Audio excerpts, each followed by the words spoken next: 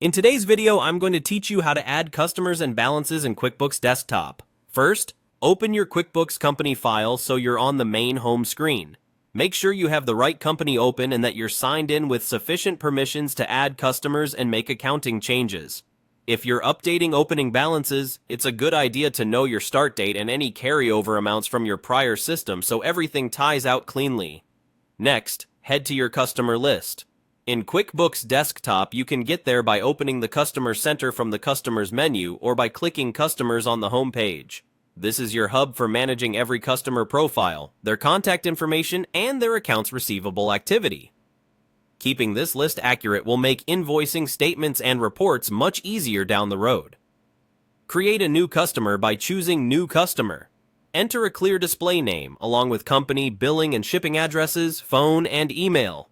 Set the customer's payment terms, preferred delivery method for forms, and tax information if needed. If you're bringing in a starting balance, use the opening balance field and enter the amount as of your chosen start date. QuickBooks will post that automatically to accounts receivable with an offset to opening balance equity. If you prefer to avoid using the opening balance field, you can instead recreate outstanding invoices later. Either method works, but be consistent and align with your accounting start date. Once everything looks good, click Save to add the customer to your list. Now move to your chart of accounts, which you can open from the Company or Lists menu. This is where all your account types live, assets like accounts receivable, bank accounts, income, and more.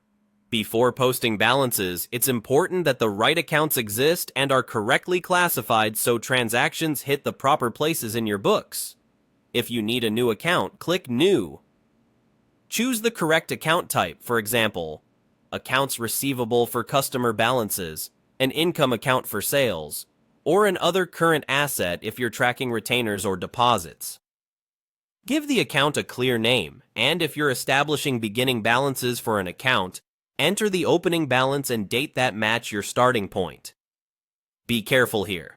Opening balances directly affect your financial statements. So use the proper as-of date and consult your accountant if you're unsure. When you're done, click Save to add the account. That's it. You've added customers, captured their balances, and ensured your accounts are set up to track them accurately.